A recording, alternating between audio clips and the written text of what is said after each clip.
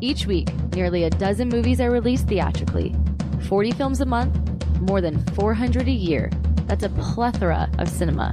Too much cinema. You'd have to be an addict to see all that. But don't fret. We've got you covered. This is CinemAddicts. Hey everyone, what's up? This is episode 246 of CinemAddicts. We are covering new movies that are coming out for the week starting Friday, January 14th, 2024. I'm sure there's a whole bunch of big movies that are coming out this weekend here over at CinemAddicts. I would say maybe about 95% of our focus is on the indie films, the definite movie alternatives you can have for this week, for every week on a given week. So some really interesting stuff. We have Queendom. That's interesting. I have not seen that. Ghostlight, possibly a cinematic gem. We'll see. And finally, Reverse the Curse.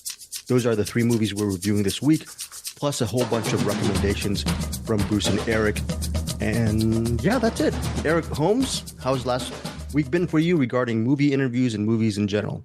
Oh, it's been really good. Got to did the interview with Mark Singer today. Sent that to you, so that'll probably, I don't think that'll be out next week or the week after because the movie Agent Recon isn't coming out till later. But interview went really good. Yeah, I did interview with Jane Badler for a movie I will be talking about this week. Okay. Yes. And I did see all of the first miniseries of, since I talked to Jane Badler and Mark Singer, watched the first miniseries of V. You know, you're 40. Crap, maybe we should talk about that. You know, you're quite good. That was 40 years ago, brother. Over the V, the series, right? Yeah, like obviously I knew of V and like seen like little snippets here and there, but I never actually like sat down and watched it. And yeah, that thing holds up really good. And really, it's kind of sad how not much has changed. Not much has changed. I don't know about you, Bruce. We were in our teens when V actually hit the quote unquote airwaves. I remember my mom was working, I think, real estate school or going to real estate school. And my I guess my highlight of the week was her getting cheese pizza from Amici right down the street, bringing the cheese pizza home so I can watch V. And if I recall, there's a lot of stuff that goes on V that I was I was shocked that it happened regarding deaths and twists and turns. If I recall, Bruce, do you have any recall of V yourself? Did you remember liking it? Yeah, I remember it was kind of a phenomenon in a way. It was, yeah. In my youth, it was one of the first, like, I guess, like major TV hit sci-fi shows. Like, you know, there was always like Star Trek and stuff that was kind of that we liked, that were people that were kind of in the genre, but as an actual broad mainstream like hit, I couldn't think, other than maybe Battlestar Galactica, but V was a little more, I don't know what to say, serious, but I think it had a little more impact. And Robert Englund, that's where I first kind of fell in love with Robert Englund. Mm-hmm. And that and I'd say a jaw unhinging scene was very memorable from the series. That was about all I'll say. But yeah. Yeah, right. Real quick, does Robert Englund, does he show up more in the sequel miniseries in the series? Because he was in the original miniseries, but he had like if I remember right, like two really small parts. Yeah, he becomes, I think he became kind of a cult favorite, and I think they wrote his character up quite a bit more as the series went on. But the series went on, it kind of lost its steam as far as I remember, but his character definitely got a lot more airtime, if I remember correctly. Right, okay. So V, it's the reason why we're mentioning V is within the last couple of weeks, Eric Holmes has interviewed Jane Badler, who, me as a 13-year-old, I remembered Jane Badler's character in V very, very well, very multi-layered character, pretty, if I recall, really good stuff from Jane Badler. So actually, Eric was able to interview Badler for a movie he's going to review. I believe it's Trim Season, towards his recommendation at the end of this episode.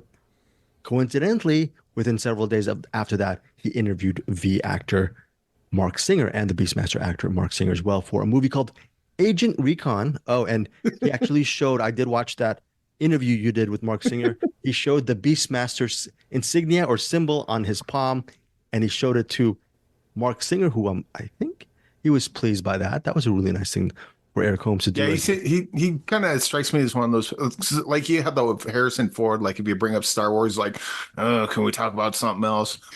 And then you got the other end of the spectrum of Casper Van Dien, like when you talk about Starship Troopers, like, oh, sweet, I love talking about that. Like Mark Singer seems more on the Casper Van Dien side, like someone that appreciates what they did in the past and appreciates the love they get for that.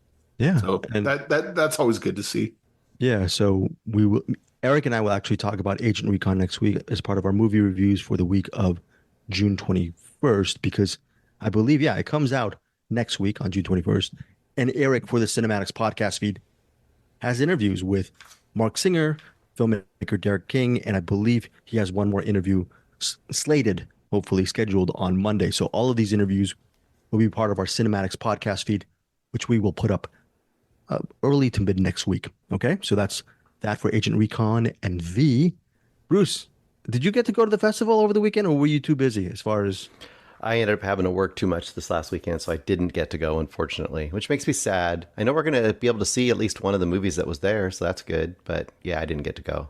Too bad. No, I mean, you're too busy, Bruce, and I would have told you not to go anyway, because if you're, I just stay home and F the world, Bruce, right? Except our Patreon members and our Cinematics Facebook group members and people who subscribe to the podcast. Just F everybody. You guys agree with this? I don't leave the house and just talk movies and with our Cinematics crew. That's the life I lead, Bruce. I don't know. Why did you want to go to a film festival? What? Yes, Eric. If you don't leave the house, it's real easy to forget to take a shower. And when you do, you're going to need a shower curtain. And if you need help on where to find one, you can go to cinematicspodcast.com. We have a wonderful shower curtain there. Thank you. And it also helps with hiding bodies too. But very, very good. Thank you, Eric. I don't need to talk about that out loud. Thank you, Eric Holmes, our Cinematics interviewer and our pitch man. Again, cinematicspodcast.com. Bruce, any caveats regarding if any of our listeners or subscribers or Patreon members at all decide to buy anything from cinematicspodcast.com? Is there a catch? Will they sell their soul to the devil? Will someone weird pop up in front of their door once they make the purchase? What's going to happen, Bruce? Well, you leave your home, so I don't know if anything weird's going to show up at their door, but no, the only thing caveat is if you buy one thing, you should buy two things, because your friends are going to feel left out, that they don't have the thing that you got that has cinematic stuff all over. They're going to be like, hey, well, how do I get one of those shower curtains? So just buy two, give one away. Bruce, you are secretly a pitch man yourself. I know you're trying to hide it. I just found the salesman in Bruce Purkey. That's amazing. So let's get to our features. I have not seen Queendom. This is a film that Bruce Purkey wanted last week, and this was number one with a bullet on his list. Bruce and Eric Holmes will have the review of Queendom. Bruce, why don't you take it away? What is this about? It's in theaters and VOD on Friday, June 14th. Yeah, it's, oh boy, I have to pronounce the name. Give me help here of the director. It's a documentary directed by Agnila Galdanova. That's my best. Yeah. That's my best try at it. And basically, it centers on a person who goes by, and I don't know if this is their actual name, but they go by Gennady or Gennady. It looks like Jenna DIY if you put it all into one name. That's the best way I could. Just so you know, on IMDb, they're listed as Jenna Marvin. So there you go, Jenna for short. So Jenna D must be like their kind of like stage name or kind of, or maybe like a Joseph who's shortened down to Joe, maybe something like that. Something like that, possibly. Yep. Either way, this person is not only so they're in Russia. And we see that really early on. And in fact, it starts out in Magadan, Russia, which is kind of this, I mean, it's not Siberia per se, but it's out in the boonies. And you see them with, if I remember correctly, it starts out, I think they're with their grandmother and they go shopping. But the thing is, this person goes out in public quite often in drag. And not just drag, kind of like we think of drag as exaggerated and so on. But this is more like highly, what do you say, like a surrealistic, really like artistically extreme drag. Kind of like on the fashion shows where they're wearing like the really, really strange and extravagant kind of, like not something that you would, not everyday clothes, we'll say. Yeah, and I kind of it struck me a little bit also some of the stuff you used to see in the old late '90s kind of the what was that scene? I don't want to say the rave scene, but there was that whole kind of a sub scene in New York where there was this kind of really exaggerated costume drag and very artistically approached. Anyway, this person is not only and drag has often been a way for doing protest and pushing the boundaries as well as expression, of course. And this is definitely the case for this main character main person, I guess you say, we're following in this movie, and the way they're pushing the boundaries in Russia, where very, very dangerous to go out in any kind of gender fluid state at all. You know, just going out and being known or actively gay can be dangerous to your life. But to go out how Jedi goes is so much more provocative, I guess, to the average person. So what basically the movie is that it's following this person and their efforts to kind of push the boundaries and also protest, literally protest, both in their hometown somewhat of was it Magadan, and then a lot of stuff that they do over in Moscow as well. And then another half of the movie is kind of their personal sort of ongoing relationship / somewhat conflict with their grandparents, because the grandparents are understanding to a degree, but not understanding to a degree. I guess understanding to the degree they don't kick them out of the house, but not understanding to the degree like, why are you doing this? Why are you putting yourself through this? I'll be curious to hear what Eric thinks of this movie, but I quite liked it. I think it's great. Also, a great addition for Pride Month to check this movie out if it comes in your area. Even in America, being in drag is now a political statement above and beyond what it has been in the past, or what it has been recently in the past, because now places like I think Kentucky have literally outlawed drag performances. So there's a lot of I guess prescient things happening in this movie. It's really good. I thought it was really interesting. Eric, were you high on this movie as well? The documentary? Yeah, I smoked it right up. Well, first of all, Jenna's kind of a lot of what they do is kind of performance art. Like they'll do the dress up and the makeup and everything, and like go out to certain areas and take pictures and take video. And the videos that they show like throughout the documentary as Jenna's going out look really cool. Like there was that one that Jenna did kind of in mud. Like they're all like blacked out and like doing the mud, and it was like, oh, that it kind of if you've seen the David Fincher's Girl with the Dragon Tattoo, it kind of looks like the opening to that. And so there's a bunch of stuff like that. There's a ton of stuff of Jenna just going out and being kicked out. Bruce said they get kicked out of a grocery store. They get kicked out of pretty much everywhere that they're at. My first thought was, if you're the type of person that has a job that needs to have someone leave because of how they're dressed, you should probably find different work, or be the person at that job saying, hey Eric, why don't you go kick that weirdo out? Why? What are they doing? Oh, look how they're dressed. Okay. And then I'll walk up to him and go, hey, I'm supposed to kick you out, but in fact, I'll just escort you and help you out because I don't want to kick you out, and I'm going to do everything I can. Why do you want to be that person that just steps on someone just because it's your job? So anywhere Jenna goes, if they're not conforming, they just get shoveled off somewhere else. And even to the point where the grandparents are like, oh, you're not going to get a job because you did this and that. And it was Jenna protested, and the school that they were at wouldn't allow protesting. If I remember correctly, it was an art college. Yes, it was. Which is ridiculous. Art is expression. Protesting is expression. Why wouldn't an art, like, none of that makes sense? I mean, it makes sense that it's in Russia. I mean, that, you know, I believe Russia and China just in general is pretty oppressive like that. But I mean, this documentary just kind of lays all that, you know, it's right there out in the open, and it's very frustrating to watch. And it's frustrating to watch what Jenna has to go through. And it's frustrating to watch the citizens kind of fall in line with this sort of thinking. But at the same time, Jenna is also surrounded by other artistic types, not least of which the film crew that's following Jenna around to make this documentary. So, you know, there's like that very, you know, slim silver lining. Yeah, I really liked watching what Jenna did as far as her art goes, and I was really screaming at the scene again, just watching what Jenna had to go through, just because hey, I'm wearing a thing. I'm wearing, basically Jenna's wearing their art, and they're getting crapped on because of that. One thing I didn't mention too was this takes place right as the Ukraine war is kicking off. Yeah. So that adds a whole context to this because Jenna is very in danger of getting drafted and sent off to Ukraine. There's a very good chance that will happen before the end of this movie. I won't say where this movie goes, but there's a level of tension kind of built into it, plus just the danger of doing what they're doing.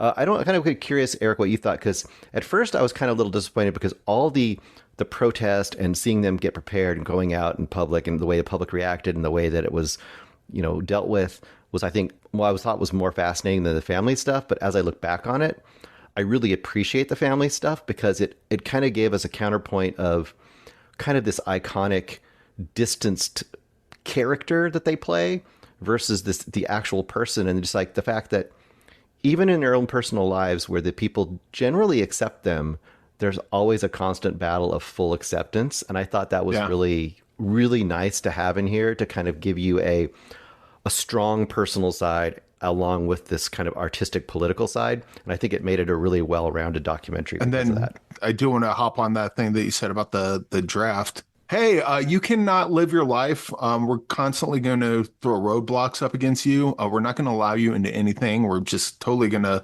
step all over you. Oh, and by the way, put your life on the line for us. What, like, you can't do that. Like, they do, but like, how can you in good conscience have someone fight for you when all you do is just put your boot on their face their entire lives? That is just sickening. That I mean, first of all, war just in general is bad, but then like to get this one specific example, it's like, I don't know, just one of many reasons why military and governments kind of up their own ass. This is a family show. Hey, how's it going? Up their own, yes. Yeah. Let me tell you something, Eric, okay? The society has its strictures. You've got to live within the lines of obedience. You don't. And conformity. Jenna proved that you can live outside that. It's going to be tough, but people like Jenna, they go through this, and then hopefully more people like them do the same thing, and eventually there will just be a small, tiny fraction that just wants to hang on to the old days of police and military and who's going to save us and blah blah blah. And hopefully one day they'll all go away. Not in our lifetime, but right. I got my fingers crossed. I have my hopes it'll happen sometime. Hopefully, that maybe the next evolution. It won't be humanity. It'll be whatever humanity evolves into that may do that. We're just a bunch of dumb apes. So I was bald apes do what bald apes do. Well, okay, so this sounds very interesting. Final thoughts and ratings on Queendom. Can't wait to actually see this documentary. Very brave what Jenna's doing, by the way. So I'm really excited to see how this documentary plays out. Bruce Purkey, your rating. I'm probably going to go 4.5. Only 4.5 because I could have used more, even more. I understand they probably just only had so much time and they want to get it out there, and I appreciate that. But this is one I could see expanding upon. But definitely in the running for one of the top documentaries I've seen so far this year. Also a great pairing with, what was the name of that other one we saw with the trans person that was undercover in the Taliban? Yes. I'll have to look that up. I forget the name of the documentary, but I know exactly which one. I apologize for missing that, but those would be a great 1-2 documentary during Pride Month, just to see people who are really out on the front lines. Yeah, it's a great movie. Amazing. Eric Holmes, your rating on Queendom? I'll probably go 4 stars on this. Like as a documentary, it's like the documentary, all the nuts and bolts of the documentary, it was kind of probably 2.5, 3 star, but this is kind of this documentary is elevated by Jenna just being involved. Like if this was literally anyone else, it'd probably be like a 3-star documentary, but just following Jenna's story and personality and art and everything, kind of elevated it quite a bit actually. So yeah, 4 stars. And this is another one of those documentaries. It's like, sadly, it will change nothing. It'd be nice if it did, but it won't. Right. Oh, but Eric, you gotta stop being so positive about things because you're gonna make me think about really wonderful, pretty pictures. I Anyways, I live in the world, Greg. what is the I I live here. see how we react to things, and it doesn't look good. Doesn't look good at all. I'm so Bruce, can you continue the show? I'm about to go Are through you some just too kind of sad? Are you manic sad? depression. Yeah, he's bringing out the manic depression of Greg Srisavasdi. That is There'll be Queendom. Manic no more depression. tears for the rest of the show. Nothing that we Okay, saw is promise. going to bring you to tears at all in this Okay, show. So let's say listen. that. Okay, very, very good. Barring Eric's, actually, it's a very insightful take on society and the world itself. Queendom, 4 stars from Eric Holmes, 4.5 stars from Bruce Purkey. Again, Queendom in theaters and available on VOD June 14th. Now, also available on June 14th, only in theaters, New York and Chicago, but it expands to more cities starting June 21st. Is a movie called Ghostlight. And this is so interesting. I really want to see what Bruce and Eric have to say about this. It centers on a, quote, melancholic construction worker named Dan. Dan is played by Keith Kupferer, and he's drifting from his wife and daughter because they have a certain situation that happened in the past that is really putting an understandable darkness and sadness over the whole family construct. His daughter is very rebellious and she's pretty much on her way out of school. She's suspended and she's vulgar, and there may be a reason why she's acting out. And also his wife, she, like her husband, she keeps things bottled in as well, and she's trying to hold the family together. The wife is played by Catherine Malin Kupferer, and the daughter is played by Tara Malin. What's interesting about these three actors is they're a real life family. They're a daughter, husband, wife, mother, father. So it's very organic. So what happens is also Dan, to actually work through his own tragedy and his own mental health, he actually joins a local theater production of Romeo and Juliet. And as he's learning more about what it takes to be an actor and a part of this whole community theater community theater experience, he learns more about Romeo and Juliet, and he gets to look a little bit deeper into his own life as well as his relationships with his dear loved ones. That is the premise of Ghostlight. It is a second feature film from filmmakers Alex Thompson and Kelly O'Sullivan. I was pretty much speechless by the end of the movie in a good way. Eric Holmes, take it away. Your thoughts on Ghostlight?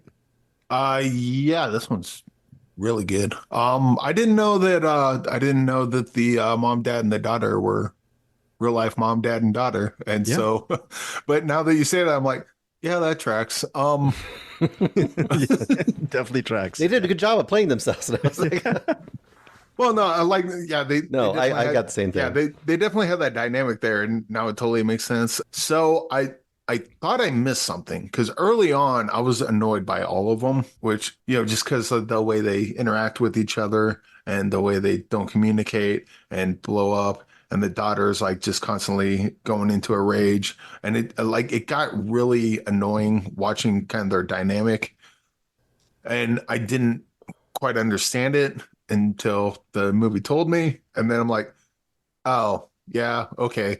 This would have been helpful information to know early on, probably. We won't give it away here, obviously, but once Dan goes to join the Romeo and Juliet play, that what do you call it? The group of actors. Yeah, the troupe, acting troupe, right? Troupe. Yeah. There you go. When he joins that troupe, I think that's when I was really, really starting to dig on this a lot, especially Rita, the one playing Juliet in the play. Yeah. Dolly De Leon. Dolly De Leon. Yeah. Absolutely loved her in this. Right. She's definitely this family show. She's definitely but like kind of the people that act like a jerk, but they're like, yeah, you're a jerk, but you're too damn charming, and they know they're a jerk, and they try to, I just loved her character throughout this, and kind of Dan's journey throughout, going through the troupe. Another thing I liked about this was there wasn't they had the scenes where someone would walk in at the wrong time And any other movie that would be a scene of, you don't understand, I don't need to understand, turn around and leave. That's, just because the writers, I guess, don't want to write that scene out. And I don't know what it is, but I hate those scenes. With this one, it's, what's going on? You don't understand. Explain it to me. Okay, yeah, that doesn't make sense. All right, sorry, I yelled at you. Yep. There's a bunch of scenes like that where it could have went the annoying way and it went the realistic way of, let me explain. Cool, that makes sense. And then they move on. And then, yeah, I definitely did get a little teary-eyed towards the end, a lot teary-eyed towards the end. Bruce, well, you mentioned in the messages that I think it was kind of like similar to Coda, and I couldn't agree with that more. This is definitely like that kind of movie, which maybe cut that out because that might be a spoiler. That's not a spoiler. That's not a spoiler. I don't think so. Yeah, no. I don't know.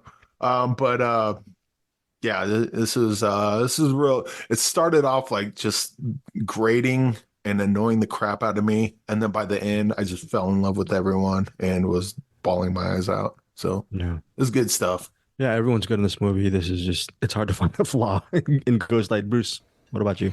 Yeah, I'm as you might have guessed already, I love this movie as well. I think what Eric is getting at is somewhat the genius of this story, because it's kind of it by letting the audience members be a little bit in the dark and just having us face these characters and be annoyed by them or be however you react to them, because they obviously are all kind of spinning a little bit out of control within their own lives.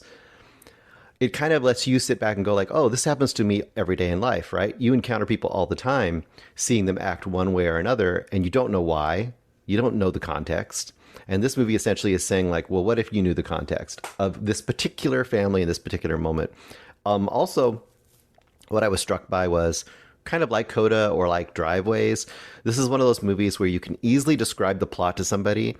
And if it were written in a more generic way or acted a little less genuinely, it could come across as just absolute, sappy, syrupy, on TV movie, whatever. Yeah. This doesn't do that. And I think perfect examples of what Eric said, they could have turned a certain misunderstanding of one character towards another into a whole plot in this movie. And it could have been the whole context and the whole conflict of this movie, this misunderstanding, which would be like a sitcom kind of.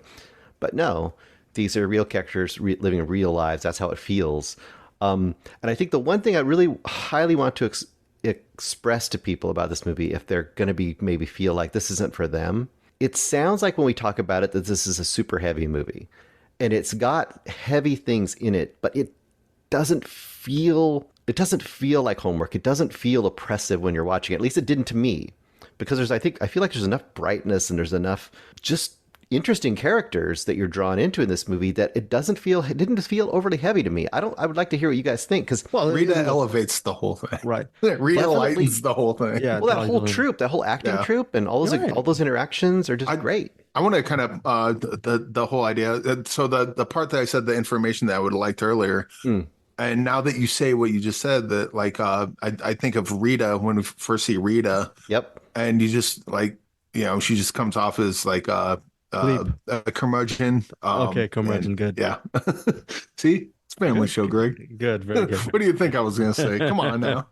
But Rita comes out and she's like all kind of mean, and you're following Dan at this point, and so like from the audience perspective, like she's the mean one. And then when you get to kind of know her and what she's kind of going through, and like her perspective was like, okay, you know what? No, maybe Rita's not so bad. And then it goes on, you know what? Maybe I kind of love Rita. And so maybe, like you said, the information that you don't get off the beginning is kind of important, because you need to make that journey. You need to feel a certain way about someone. And so, yeah, I take that back. It was actually good. It was good that they didn't give me that information right away. Also, the movie, it took me watching it and then Bruce explaining it to me, but very brilliant filmmakers knocked it out of the park. Bruce, to your point, also, it takes a look at this whole, you guys have been talking about, this misperceptions or misconceptions. At the beginning of the movie, I'm looking at these troupe of community actors and I'm thinking, you guys have full-time jobs. Go home and watch your Netflix and get ready for the next day. Why are you spending all of these seemingly wasted hours doing a play that maybe only a few people will see. And then throughout the narrative, you get to realize their passion for community theater and how theater itself can be very therapeutic and healing. They do it in a very interesting way. And it makes you want to, possibly, made me at least want to explore Shakespeare even more. And the production, how the production of Romeo and Juliet mirrors, in a way, the reality of the family and how they can actually heal through this, possibly. I thought that was just great stuff. I think it's just wonderful, wonderful stuff. Yes, Eric. Greg, did it inspire you to maybe want to break away from your day-to-day life once a week and do a podcast or something? That is the only way I can break away from it. Listeners, doesn't matter if you join our Patreon or not. I'm still not leaving the house. Okay. So, or you can buy all our merch. You can subscribe to Patreon. I am not going to change. Bruce and Eric may change. Who knows? But I mean, that's kind of what it's about. Like you go to your troupe, you practice Romeo and Juliet, and you play it in front of 5 people. You join a band, you practice every week. You play at a bar in front of the other at a what bands bar? and their girlfriends. At a what bar? A shippy bar. Shippy bar. Okay. It's a pirate bar. Shippy bar. Okay, all right. What do you think I say, Greg? Come on. Oh, Eric. Clean your ears out. Listeners, I'm like thinking about all of the things I got to cut out from this review. All right, final thoughts. But yes. I mean, so you do all these things because you do have the daily grind, and actually much like Queendom, Jenna and Queendom, you have the life that you're forced to live. And then you just have to pull these little nuggets of joy out. That's what art is great for. I've got to Google what joy. I've never heard. Bruce, you ever... not the name. Not the name. Joy. Is it joy a feeling, Bruce? What is it? I think it's a detergent you can use to clean your dishes. Not that. No. Oh, darn it! I missed it. Okay, final thoughts. Bruce Purkey and your rating on Ghostlight. I love it. I think this is every year, not every year, hopefully every year, but a lot of times we'll get like 1 or 2 movies like this every year. And these are the kind of movies that we want to discover, and you just want to hold them close and have them available. And hopefully you can say, look at this one. Look at this little movie right here. Watch this one. I also just want to quickly highlight, I'm 5 stars on this, by the way. The daughter, Catherine Mullen Kupfer, is a firecracker in this movie. I'm sorry. Is it Catherine? I'm sorry. Is that the daughter or Tara? Yeah. Or did I think No, Catherine's the daughter. Tara Mallon's the mom. Yeah. Oh, Tara Mallon's the mom. My fault. Yeah. Thank you. Yeah. Tara Mallon's the mom, and then Catherine Mallon. They're all Kupfer great, but the daughter is is just, she's just got such energy, and I could see her. I don't know if she's a lead, but she could be, and she even talks about this in the movie. She could be a character actor for days, or the greatest side character in every movie that you see. So let's see that happen. And 5 stars. Yep. Yeah, I think she's a natural lead, Bruce. I think she's a natural lead. I think she's just a natural actor. Period. I think she's pretty much a star. I think. Yeah, and she's bold and has no fear, and I love it. Put her in anything. This is going to be This is a start of. I think she was in Are You There, God? It's Me, Margaret. Maybe a year or 2 back. She's one of the supporting players. Her career is on the right track. 5 stars for Bruce Purkey. What about you, Eric Holmes? I think I'm right there.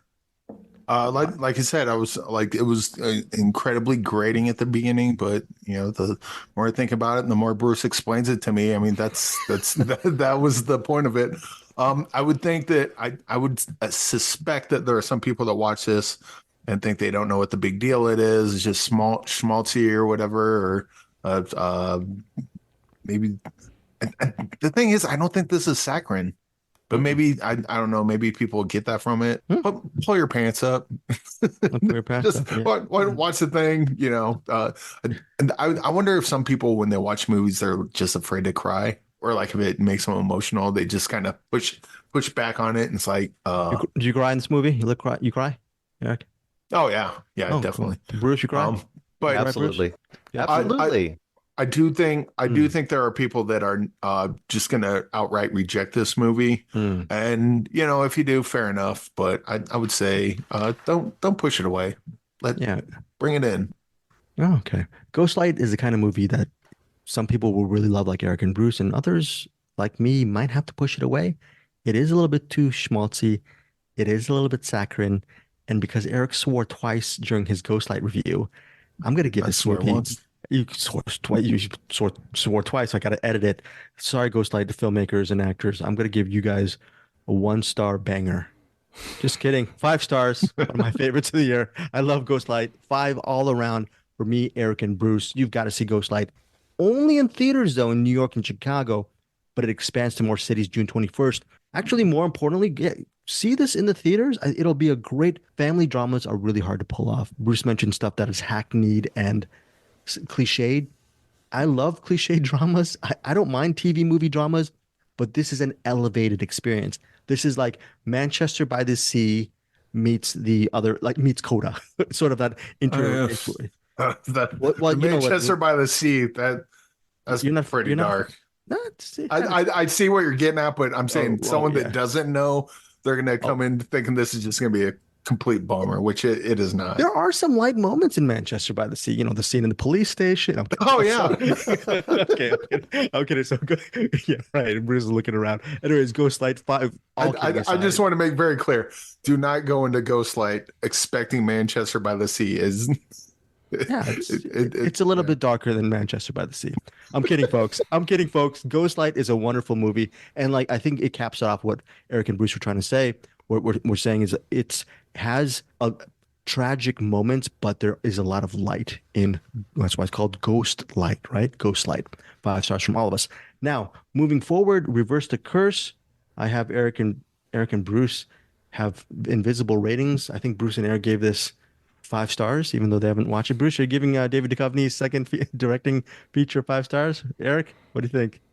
Yes. Am I going out? Yes. Oh, yeah. You don't have to. Okay. So, anyways, I didn't see it. I have no idea.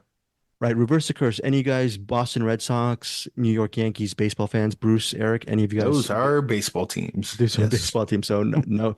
Look, I think a prohibitive measure for Reverse the Curse is I think people will say, well, this is a baseball movie, and a part of it is, and Reverse the Curse is about the curse of the Bambino from years. I don't know. I'm sure you guys know this about the years back with when Babe Ruth was traded from the Red Sox to the Yankees, et cetera, et cetera. Oh yeah, and the Yankees fans started dying mysteriously one by one.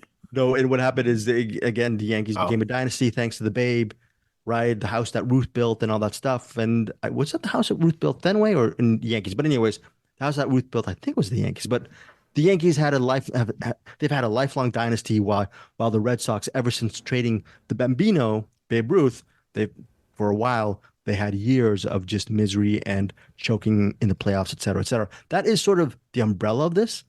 And this movie is set in 1978 when Ted, played by Logan Marshall Green. A lot of our listeners will remember Logan Marshall Green as a person who kind of looks like Tom Hardy, but most importantly, he was a star of a movie that we all love here, and our buddy Anderson Cowan has praised over the years, Upgrade. So Upgrade star Logan Marshall Green, he plays Ted. He is a peanut vendor at Yankee Stadium. His father, Marty, played by David Duchovny, Marty is a fan of the Red Sox. Marty is also dying. He has terminal cancer, and they're estranged. Ted, again played by Logan Marshall Green, he visits his father to take care of his father in his final year, final moments, and the rest of Reverse the Curse has them trying to make amends, trying to actually build those bonds again. And Ted is trying to find out why his father was such a cold and disaffected human, like a disaffected human being throughout his childhood. So all of those things will be explored. Also, we have to mention Stephanie Beatriz, I believe that's her name. She is Mariana, a nurse whose job is to ease Marty into the next life. She is called a quote unquote a death specialist, and she goes over to his house to do yoga with Marty and actually be sort of a friend to him and a confidant. So these 3 people, you get to explore their relationships with each other. And it's directed by Duchovny based on his own novel, which I think was released in 2016. It's in theaters and VOD June 14th.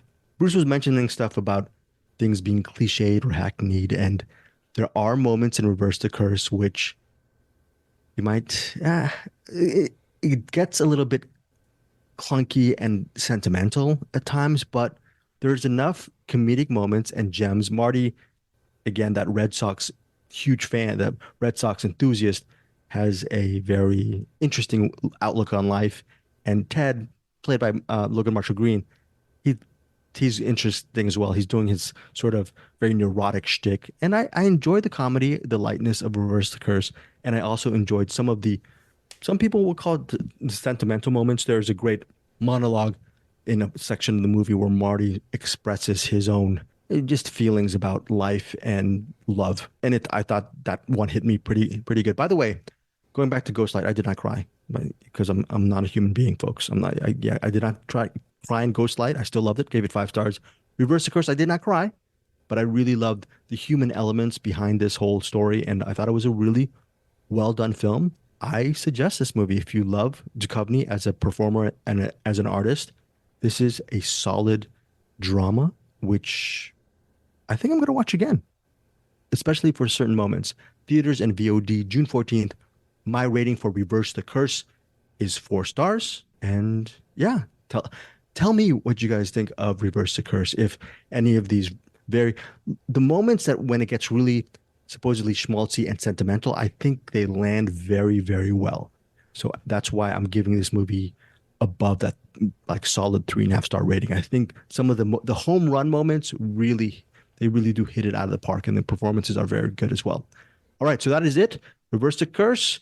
We had Ghostlight and we had Queendom. Let's get to our wait, before we get to our recommendations, I forgot to go to our Patreon. For our 2011, this is our month for, I guess, June. We did a little bit of a poll on the Patreon feed. And look, here's the thing. Bruce Purkey is a Patreon member. So yeah, thank you, Bruce, for being a member of our own. That you are the man for that, by the way. You are our better. The Kill List. So we're going to use the Kill List. That's going to be one of our Patreon picks for 2011. And last week, I had the horrific just mistake of calling Ken Cunningham not a Patreon member. And I'm tripling down on Ken Cunningham's fidelity to the CinemAddicts universe. Ken Cunningham, your Patreon pick is I Saw the Devil.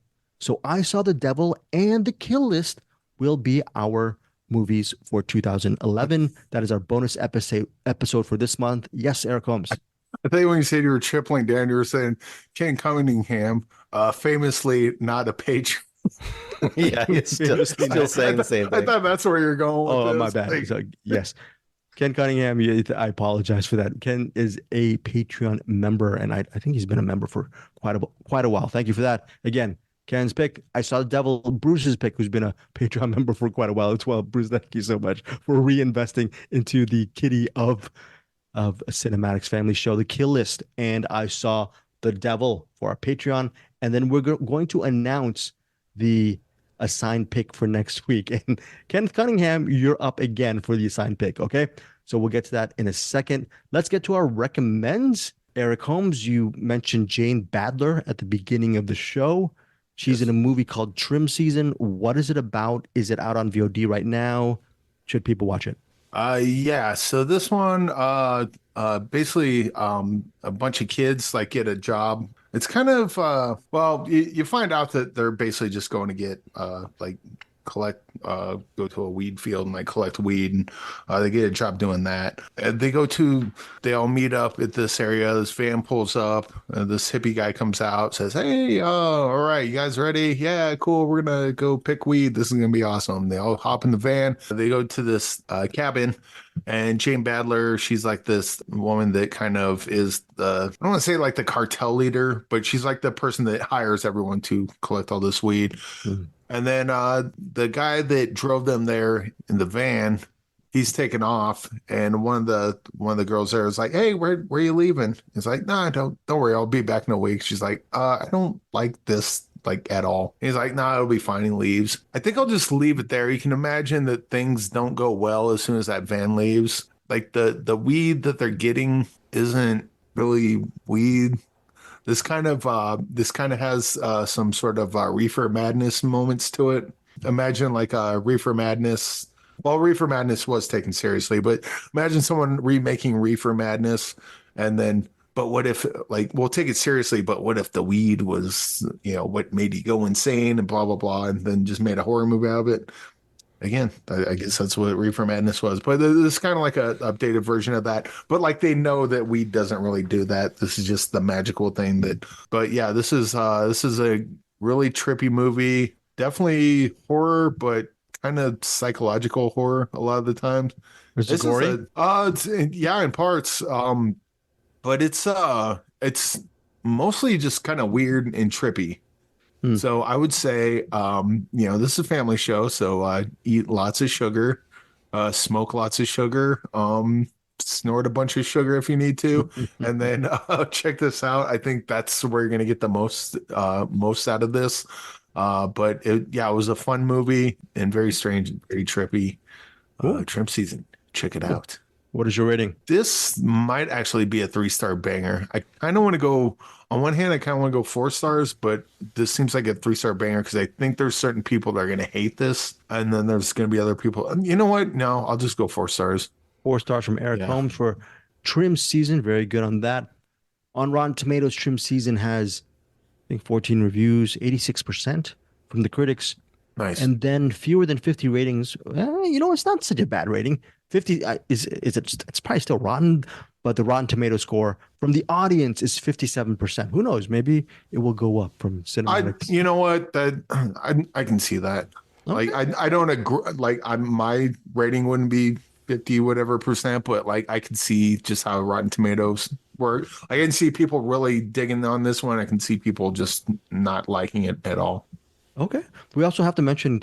So that's 3.5. That's 4 stars from Eric Holmes. Again, it was in theaters last week, but it's currently available on VOD if you want to check out Trim Season. We will have, hopefully, the stuff on our show notes. I put up the Amazon links for you guys to purchase or rent any of these movies that are available. The money goes to helps the CinemAddicts. I'm supposed to say that because we are Amazon Associates members. Just wanted you guys to know this. If you do pay through our Amazon links, we will get a cut. Not when I mean we, I will get the cut. Bruce, Eric, and Anderson Cowan do not get a single darn cent. Are you okay with that, Bruce? It really is trim season, isn't it? It really is. It really is trim season. So, folks, if you want to, yes. But it makes sense because someone's got to cut out the word fudge, right? Thank you, Eric. Eric is appreciating all the work I do to trim any kind of humanity and substance from the fudge, show. ship, ash, yes, tickies. Yes. Okay. Yeah. A lot of stuff. Now, Bruce Purkey, it's your turn for the recommendations. Oh, yes.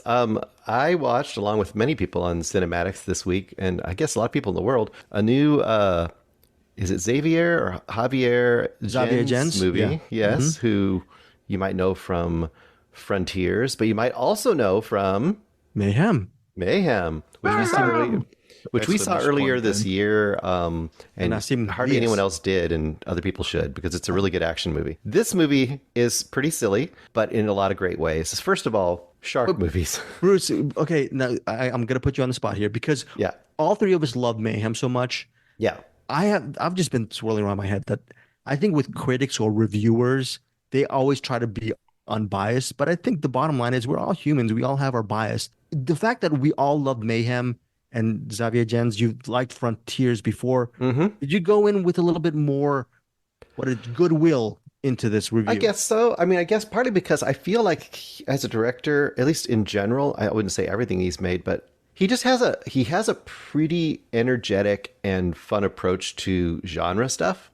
I think he gives it a little more oomph than just, it's not cynical. It feels like the person really enjoys making it. This movie, well, that's the other thing I was saying. Shark movies are like Amityville movies. There's a billion shark movies, and most of them are utter crap. So the bar isn't that high to make an okay shark movie. I would claim right out the gate this is probably a 3-star banger, which we haven't mentioned. At some point during this episode, when we're talking about these 3-star bangers, you should probably drop a little musical clip, because it is, not it's not copyrighted. So I'm just saying. Anyway, Beta, we need a 3-star banger from you. So no, that was Ryan Smith, right? Yeah, that music that they made. Yeah. Oh, right. Yes, that. He said it was AI, but then it was like He wrote it though. those lyrics are way too specific to be AI. He wrote the lyrics and just made AI do the music and the style. So Now, it's so all usable. Could we use So Ryan that Smith so that's stuff a, on? so that's the thing. Like, Is that was that usable? actually AI or was that like a template song that they? No, I think AI creates it. Just he says, do it in the style of whatever, like hair Well, metal or something. in that case, I'm not too hip to that, just because it's probably like copyright written stuff, like mished and mashed around. Yeah. Yeah. But Oh, well. the lyrics are fantastic. I love the lyrics on Yes. it. Thank you, Ryan Smith, for that. Thank you, Ryan. Anyway, Under Paris, all I gotta say about Under Paris, basic concept is it starts out and these oceanographers are studying sharks. They're out in the big trash. There's a big trash island in the middle of the ocean. They're out the trash island. They're under there. They have like tracking devices on these certain sharks to see how they're doing. They go underneath there and oh my gosh, the shark is way bigger than it used to be. And then the shark kills everybody except the main woman, Sophia. And then cut forward a couple years later, she's living in Paris. She's, doing like tours of, the aquarium and stuff. And these environmentalist hackers have figured out how to track sharks that are tracked with little beacons. And lo and behold, the shark that attacked her crew 2 years ago or whatever, it's now in the Seine in Paris. Can you believe it? This movie's preposterous. And of course, they're just about to have a triathlon.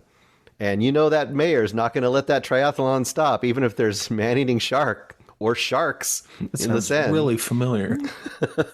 And there's a whole troop of environmentalist activists that are going to even like stop the tracking beacon because they want to save the shark. And maybe there's going to be a whole bunch of people all standing on the edge of the Seine that are all going to somehow sort of fall in. And so it's ridiculous, but a lot of fun. Oh my God, that's a spoiler alert, Bruce. Let's just say there's lots of dumb people in this movie. They all find a way to get into the water, either by accident or not. And a lot of them lose limbs. And it's just dumb.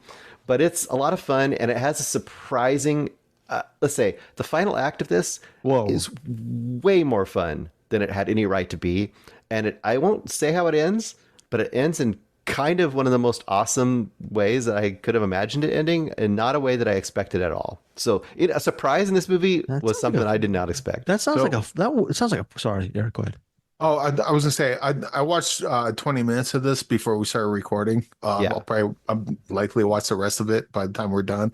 But that part at the trash island, and the sharks like just dragging her down. Yes, you can survive that.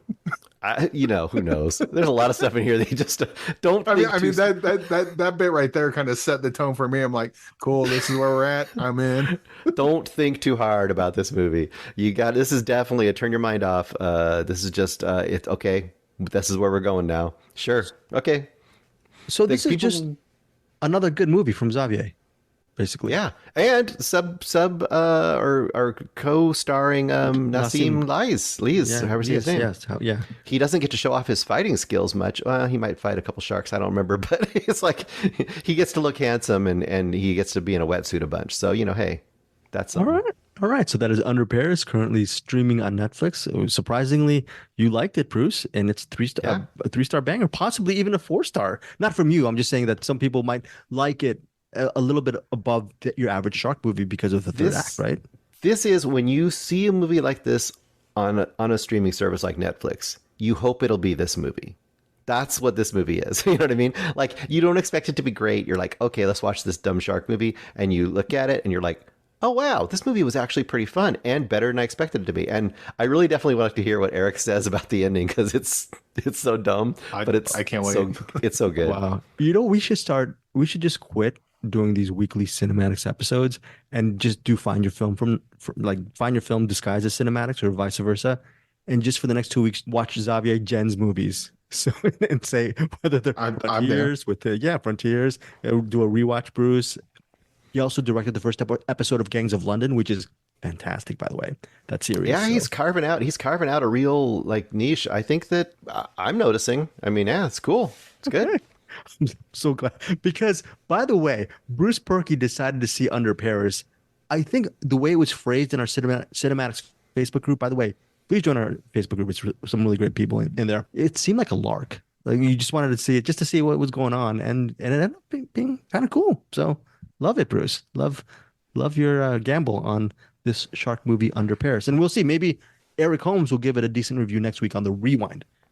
Speaking of Eric, he is wild-eyed and wicked, and he curses a lot. No, wait, no, he's just wild-eyed and wicked. You're just wild-eyed and wicked.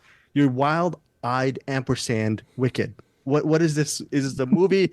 Is it a documentary? Is it your code of life? And also, why did you speak to Molly Coons for 31 minutes? I looked at the video. I thought that maybe you left the recording on for about 15 minutes. I don't talk to people over 12 minutes. By the way, Eric, the reason why you get all these 10-minute to 12-minute increments is I live in the closed society, and I tell all our PR people, I just need 10 minutes. I don't want to talk to them much longer. I'm interviewing Eric Bana tomorrow. Bana, 4 minutes. That's it. But Did you really talk to Molly for 30 minutes? What was going on? I don't know. They just said it's 30 minutes long. I'm like, all right, we'll do 30 minutes. I'm cool with that. She was cool to talk to. And her movie, I loved her movie, so that made it even better. Bruce, on the other hand, Bruce on this? No, I think if he did, we'll get to it. But okay. So this is Molly plays Lily. And at a real young age, opens up. She watches her mom shoot herself. They're like out in the woods. People always seem to be out in the woods when tragedy happens. Stay inside, people. Greg's right. Thank you, Eric. Thank you. But they're out in the woods, and the mom's freaking out, and then she puts a gun to her head and shoots herself. Then we cut to present day, and Molly's with her girlfriend, living with her girlfriend, and it kind of becomes like a relationship drama. You kind of see some of her PTSD sort of come out. And then at one point, she decides to go to her estranged dad's house. Like some of the interactions between her and her dad are just the way they talk to each other. Cut me up for sure. But then there's, while she's standing at her dad's house, some weird stuff's happening outside. Maybe similar stuff that her mom dealt with that drove her mom to kill herself. You find out that it's like this demon monster thing. Mm-hmm. And then her dad and then she uncovers some of her mom's stuff, and this a bunch of armor and a sword and a shield, like a knight. And then her dad needs to teach her how to fight so she can fight the demon. And so it becomes kind of a realistic drama, and then kind of merges into a weird fantasy, similar to, Bruce, are you listening? The Blazing World. So it's very, very similar to that. Didn't Bruce love that movie? Oh, it was one of his favorites from what I can recall. No, Bruce hated The Blazing World. But this movie felt like kind of not like a sequel to A Blazing World, but kind of in that same, maybe like a thematic sequel, if you will. Granted, I don't think anyone in this movie had anything to do with The Blazing World and vice versa. But if you want a great double feature, or if you're Bruce and you want a god-awful double feature, I would go Blazing World, Wild-Eyed and Wicked. I absolutely love this movie, but... Did you love it because it has that fantastical element, or well, first of all, it started off with the interesting beginning, and then it cut years later. I'm like, oh no, here we go to the boring stuff. But no, I liked the Lily's relationship with her girlfriend. I liked the relationship with her dad, even though I liked it, air quote, liked it. Like, it was interesting, we'll say, because their relationship with her dad that gets really mean back and forth until it's not anymore. And then, once it starts getting weird and then kind of going into the, are we in reality anymore? Or I'm not sure what's going on. And then they kind of play with that. It's all very similar to The Blazing World. Everything I loved about The Blazing World is in this as well. This doesn't get as weird as The Blazing World, but I still enjoy this quite a bit. I suspect, I don't know this for sure, but I suspect a bunch of people are going to hate this. Come at me. I don't care. I love this movie. 5 stars. 5 stars? Really? Yes. Okay, so it hits. It will be released by Gravitas Ventures across North America on June 11th, which has already passed. It's June 12th as of this recording. It's going to be on TVOD. Well, it is on TVOD digital and cable on demand. Worth the purchase, Eric Holmes. Again, for me, it's a no-brainer. For anyone else, I couldn't tell you. Okay. I painted the picture. Hopefully, You painted the picture. Check it out. I would say if you like the Blazing World, definitely give this a watch. If you don't like the Blazing World, maybe devil's advocate though. Let's just say maybe tiptoe into this one. okay, let's just say devil's advocate. Someone says, "Well, I don't even know the Blazing World. I've never seen the Blazing World." Then watch the Blazing World, and then come back to this. No. Let's just say they're making a beeline for Wild-Eyed and Wicked after your 5-star. I would say review. go in. You're gonna think it's one movie, and it's not that. It becomes something completely different by then. In fact, Trim Season does the exact same thing. Watch this and Trim Season back to back. They're both good movies. You might like both of them, like I do.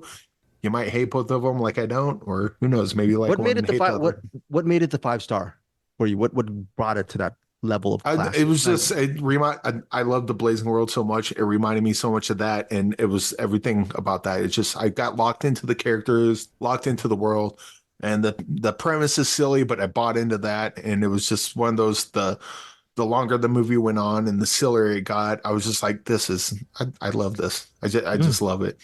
But at the same time, I can see someone doing the same thing going, this is getting too far away. I don't like this anymore. I think Bruce Purkey should watch Wild-Eyed and Wicked. I think Bruce would, based on what he thinks of Blazing World, I think Bruce would hate this. But Bruce, if you want to check it out, go for it. Bruce, why am I in trouble for something I haven't even said? This movie. It's your palate. You're like you're all over the place. Actually, who knows? Maybe Bruce would like this one and not like the Blazing World. In which case, I'd like to know why. The jump between the two. Who knows? Wild-Eyed and Wicked. That it will be Bruce Purkey's main review next week here on CinemAddicts. 5 stars from Eric Holmes. Again, to recap the recommends, he also recommends Trim Season. Gave that 4 stars, and Bruce's 3-star banger for Under Pair is currently on Netflix. Trim Season, VOD, Wild-Eyed and Wicked, TVOD digital, and cable on demand. Again, not to beat a dead horse, but I am a dead horse, and I'm beating myself at a family show. That all that Amazon cash money goes straight to Greg Srisavasdi, who I will throw you guys a couple pennies. How's that? We made millions of dollars on these Amazon links. You guys don't know this, right, Bruce? Eric, you okay with that? Yeah, millions. Yes. All right. So let's get to our assigned pick. It's not a randomizer. Kenneth Cunningham, you picked Margin Call. That was released in 2011. That was for Patreon. That was a Patreon pick that we did not pick for Patreon, but Margin Call will be our assigned pick for next week, just to spotlight the year 2011, which we will be doing that bonus episode at the end of the month. Eric Holmes, you're going to do a rewatch of Margin Call. Do a little teaser. Spoiler alert, it's a great movie. I'd see Margin Call a bunch of times. Oh, all right. It's like over 10, easy. Jeez. All right. I can't wait to get your thoughts on Margin Call. I mean, the only weird thing is going to be, talking about a Kevin Spacey movie after the Kevin Spacey stuff. But, I mean, barring that, Margin Call is just a great movie. Okay, very cool. Bruce. I mean, that's the thing that sucks about Kevin Spacey. He was a great actor, probably still is a great actor, and he was in a bunch of bangers. So, but he also turned out to be a kind of a piece of crap. So, Yeah. I mean, sometimes bad people make good stuff. Yeah, a lot of times. Check it out, or if you can't, then I get it. Understood. Yeah, Bruce, and your pick is The Kill List. What makes that movie? So you've been excited, or is it The Hit List or The Kill List? Kill List. Neither of you have seen it, right? No, I haven't seen it. I remember actually a podcast was saying how The Kill List is so underrated. So is that something that is underrated? Yeah, The Kill List is just a great. I don't even want to really hardly describe it to you because going in blind is the best way to go into it. But let's just say it's part a hitman indie drama with some very surprising twists. Okay. Very surprising twists. All right, very He's got to put out a hit on his own estranged son. And if I'm right, it was because I made it up. It's not a spoiler. Very, very good. Okay, so that is it for episode 246. It's not it. You've missed a whole movie again this week. There's something in this box, Greg. What? We put something in this box for you. Is this a bit, Greg? Every week you're going to miss one movie on our. What did I miss? I looked at Reverse the Curse, Ghostlight, A We haven't done the box movie. Oh, right. Did I miss the box? Oh, yeah. You know what? See, here's the thing. I'm Filipino, and anything that's related to the Philippines, I'm We're not not down for that. Yeah, I'm so sorry, folks. There's a movie called Yellow Rose. I should have watched this movie. Yep, you should have. I didn't have time for my own people. This movie. Yep, you don't. You sold them out, Greg. Come This on. is not a Totally. bit, folks. I'm such a sellout. Yes, Eric, I am. You did not call me a sellout. You said I sold out, but I'm gonna say I am a sellout to the lowest bidder. But thankfully, I have two people with integrity on this team: Bruce Purkey and Eric Holmes. Bruce, take it away for Yellow Rose. So this is suggested by Trevitt Willis, who I'd mentioned before, kind of does the Southern Fried Film Festival. This movie was from 2019, and you had mentioned last week that you were kind of worried about the title, Yellow Rose, and like how it's, it's Yeah. kind of borderline. I will say, at least for my part, and I'll kind of see what Eric's take is too. They explain why that is being used, that term, and it has a reason, and it actually works, I think. So I actually missed that part. So maybe explain it to me after. I can we're say done. it here. I can say it. It's not really a spoiler. Yeah, go ahead. The young woman in this loved to play music, and when she was very young, she mentions to another person why she doesn't really like to play her music in front of people. She's very, very hesitant to do so. She's kind of shy about it. And when she was really young, she'd done a talent show, and because her name's Rose, they had called her that, like as a slur. Okay. So basically, they explained that it was a slur that had been used against her, and that's something about her character. So I was right. And she's owning it. She's owning the actual name. Like, yeah, and she's taking it back. I mean, honestly, other than that, it doesn't become a huge issue. Other than it kind of explains her reticence to kind of perform and to kind of put herself out there. But basic story: Rose, and once again, Rose is played by Ava Noblezada. I don't know her, but I think she's been in a few different things. And I think she feels like an up-and-comer right now, too. And possibly more on Broadway, I have a feeling. Currently in the Great Gatsby production. I was looking on YouTube. Yeah, in New York. Okay, because she's a great singer and performer, so I can see her doing really well in that arena. Basic concept is it starts out with her and her mother, and her mother lives, or her mother works in like a hotel. Kind of, it seems like they kind of clean slash sort of manage it maybe on the off hours, and they're undocumented, and they're in the Austin, Texas area.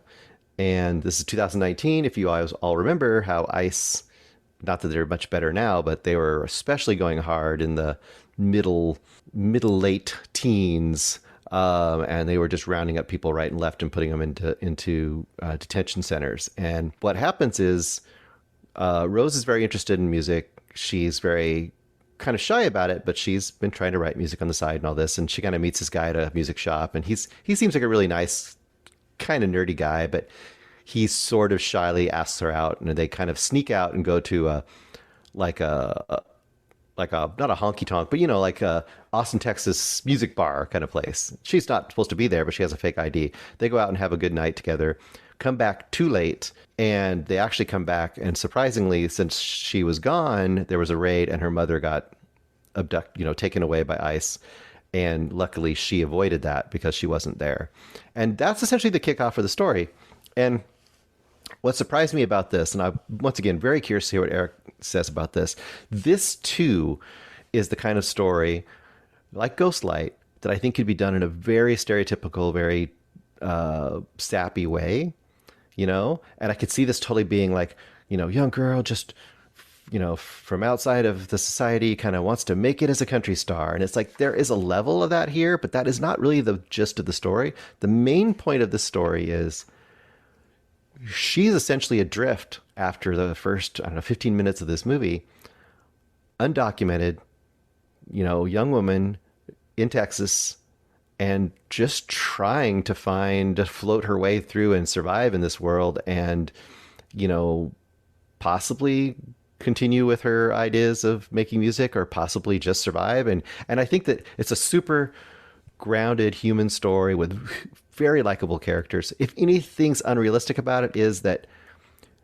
she probably would meet a lot more nefarious people in the real world, and most of the people she meets in this world are fairly well intentioned. Although I did find that also refreshing because it made me happier that she didn't have super duper terrible things happen to her. I just think her character is though so winning. And also I do want to mention Dale Watson, an actual country performer, actor, and he plays a key role in this as well, and he does a great job as well. I think this is a really great example of what himself. He does, pretty much. Yeah. Pretty much one of the things that indie movies do best when they do it right is this kind of movie and Ghostlight. These kind of movies that are just character driven, genuine, interesting, showing sides or groups or types of lives that you may not be encountering in your everyday world, and it lets you empathize with people and just love their characters and just enjoy it. I loved it quite a bit. And what do you think, Eric? And they did it all without having a scene where you watch a door close for 5 minutes. It was like characters. It's because it was like characters we cared about. Yeah, but I mean, there's no time for stuff like that because you have the story to tell, you have the characters to introduce and interact with and all that. It's almost like if you have a movie with stuff in it, you don't have to resort to pointing a camera at the wall and then go and taking a smoke break while it just records for a while.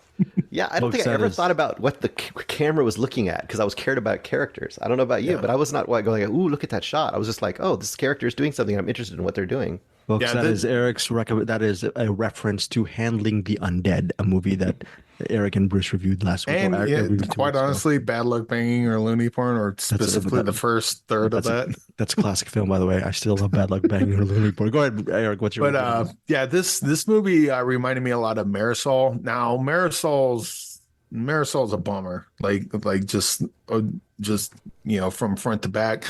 This one starts off, it's got the kind of similar plot of Marisol. Well, I guess similar inciting incident rather.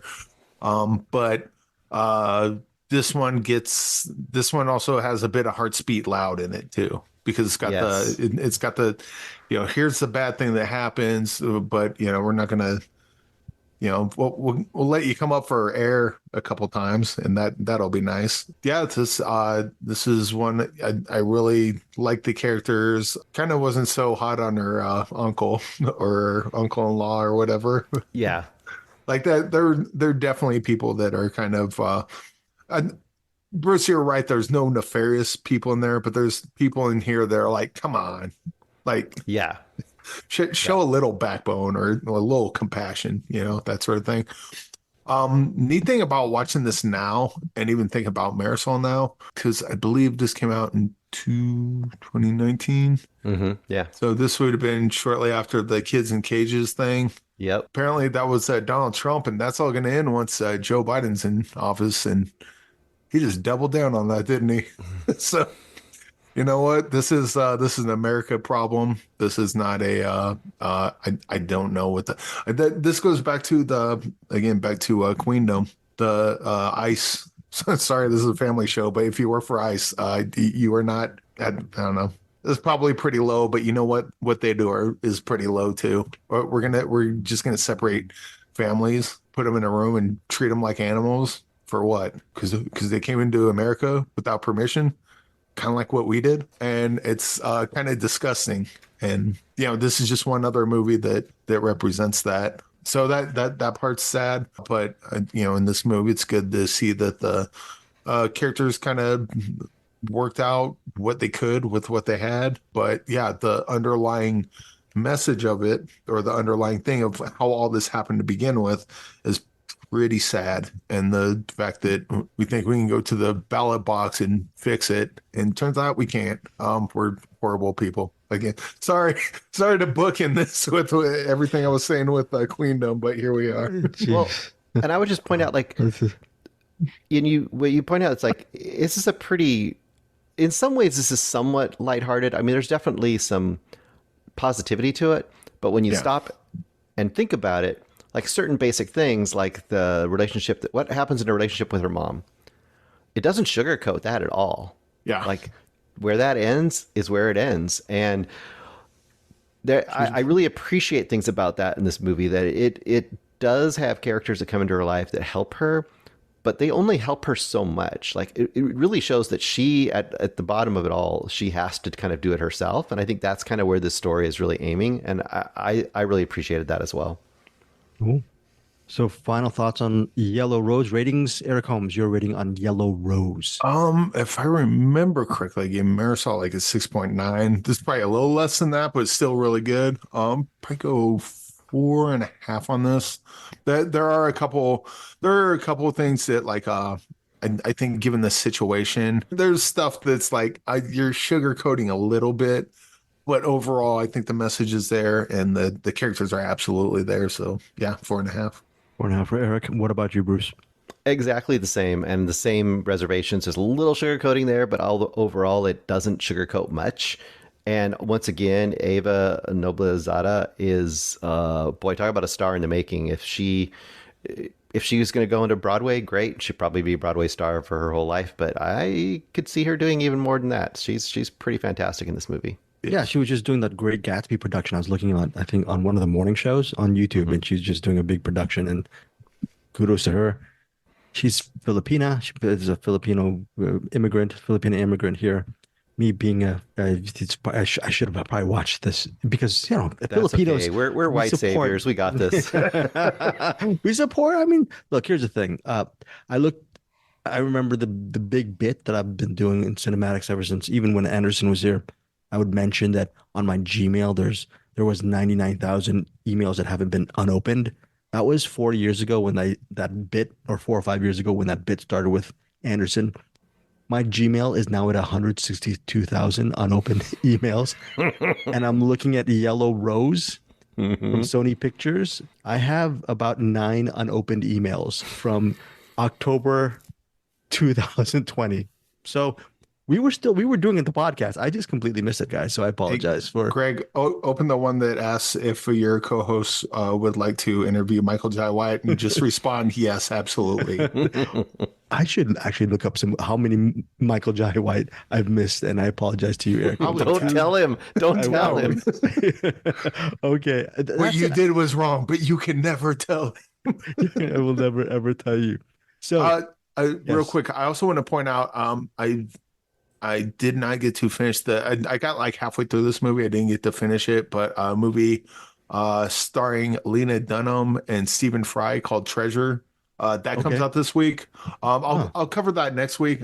I was supposed to cover that this week, but I couldn't finish it. So okay, not that I couldn't I couldn't find the time to finish it. Not that I couldn't finish the movie. let me be very clear about that. But so far it's pretty good. It's coming out this week. Check it out. And I'll give a full review next week. Okay, very good. Eric Holmes, June 8th, 2023, unopened email. Hi, Greg. Michael Jai White and Jackson Rathbone star in a movie called The Island. We are taking interview requests for Michael Jai White, Jackson Rathbone, and director Sean Pino. Wait, Michael Bay's The Island? No. I'll let it go if it's Michael. Wait. Yes, it is Michael Bay. It is Michael Jai White. I apologize, Eric Holmes. I just opened up an email from June 8th, 2023. So 23. 2023. Yeah, it's a movie called The Island. And it's almost the year anniversary. You didn't do that. Did you really want that one-on-one interview with Michael Jai White or Jay White? Come on. Yeah. I'm so sorry for that. All right. Final thoughts. Eric Holmes, why don't you write to you? It's check out the Jane Badler interview. Check out the agent. Actually, the Agent Recon interview is coming out next week. Got one with Derek Ting. He was cool to talk to, and Mark Singer. Did you feel like when you were talking to Derek Ting, did it feel like you were talking to me? Oh, well, so Derek Ting was a little different because there was delay, so that always gets weird. Because we're Asian. Yeah, well, see, I'm colorblind. I didn't know. Well, it sounded very good. But yeah, there was a delay during the interview, and normally that gets weird, but we still had a good conversation. Like it flowed pretty well in spite of that. So I think that's always kind of a good sign. But yeah, he was a cool guy. Mark Singer. Agent Recon. Should we get Bruce Purkey a link for Agent Recon? We probably shouldn't talk about that, but Okay, we'll This might be a better one for me and you, Greg. I think. Okay, I think so. I think Bruce, if might you be want to right. watch it, you can. But Yeah, Bruce, Thanks Agent for that. Recon, and also we got the 5-star Eric Holmes recommendation, Bruce. I think that should be right up your alley, right? Okay, Bruce, final thoughts. Just say this has been a sneaky great week for movies, and I feel like this is some of the best movies that'll probably go the least talked about. So definitely look out for Queendom and Ghostlight. I think that they are the type of movies that will probably appear somewhere soon, even if you can't get them sooner. Watch them; they're good. Oh wait, Yes, Eric. yeah, it has been. I didn't even realize, but I'm like looking at all the star ratings. I think the lowest one is a 3-star banger. Yeah, and again, folks, Not 3-star banger. Even though I'm not a team player and I don't endorse a 3-star banger rating, which Bruce and Eric they termed on a Paul Schrader film. I forgot the name of the Paul Schrader penned. No. I think I think the average star rating is 4 stars. So this is like a Greg episode. Yes, thank you. You know what? Yeah, this is a Greg 4-star episode. This is a very good episode of Cinematics. You guys won't know because I'm going to cut out about 35 minutes of this podcast because I am a horrible human being when it comes to that. Until then, we will see you next week on episode 247, which I think I have links. I'm going to talk to the guys about the links. Also, thank you guys so much for your support on Cinematics. We love you. And Eric, you want to sign off? Say something? Oh, CinemAddictsPodcast.com for all your shower curtain needs. CinematicsPodcast.com for all your shower curtain needs. Very good. Eric Holmes. And of course, here's Claire. Goodbye, everybody. Thank you for joining Cinematics.